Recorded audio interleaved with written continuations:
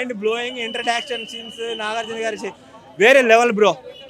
ఇండియాలో biggest block buster ఏదైనా ఉందంటే ఇప్పటి వరకు దీనికి ఉన్న అయిపోయి ఏ మూవీకి లేదు. లోకేష్ కనగరాజు మూవీలో ఒక నగరం, ఒక ఖైదీ, ఒక విక్రమ్, ఒక మాస్టర్, అన్ని మూవీస్ తర్వాత రిలీజ్ అయిన మూవీ ఇది. అన్ని బడ్జెట్స్ లేచిపోయినాయి, ఇంకేం లేదు. పెళ్లి భోజనాల్లో అయినా ఇన్ని ఐటమ్స్ ఉండవన్నా లోకేష్ కనగరాజు సినిమాలో మన కోసం 100 మంది యాక్టర్స్ పెట్టాడన్నా.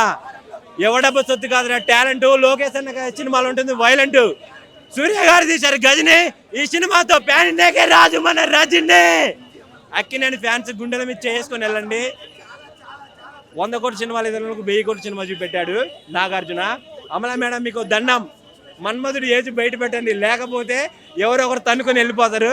నాగార్జున గారికి మాత్రం అంత గ్లామర్ చూపెట్టాడు. ఆయన స్వాగ్, గ్లామరు, ఇంట్రడక్షన్ ఆయన చూస్తే మొగోళ్ళకి మనకే ఒక ఫీలింగ్ కలుగుతుంటుంది. ఈయన ఇలా ఉన్నాడు ఏంటి, మనం ఏంటి ఇలా ఉన్నాం, 25కి ఇలా ఉన్నాం, ఆయన 65లో 26లా ఉన్నాడు ఏంటి అనేది అనిపిస్తుంది. నాగార్జున గారి కోసం ఈ మూవీ ఒక్కసారి కాదు 10 సార్లు చూడొచ్చు. ఇచ్చి పడేశాడు. రవితేజ్ ఎందుకుంటాడు బ్రో సినిమాలో? నీకేమైనా మెంటలా? రూమర్ లేదు, ఏం లేదు, ఎవరు లేరు సినిమాలో. ఆయన ఆయన చెప్పిన క్యారెక్టర్లో లోకేష్ గారి సినిమాలో ఆయన చెప్పినట్టే ఉంటుంది. ఎవడు పోటీ వచ్చినా దీన్ని ఆపలేడు. ఓకే వాటు దాన్ని తండ్రి కొడుకులు పోటీ పెడతావా? తమిళోళ్ళకి 1000 కోట్ల ఫిల్మ్ ఇచ్చాడు మన నాగార్జున.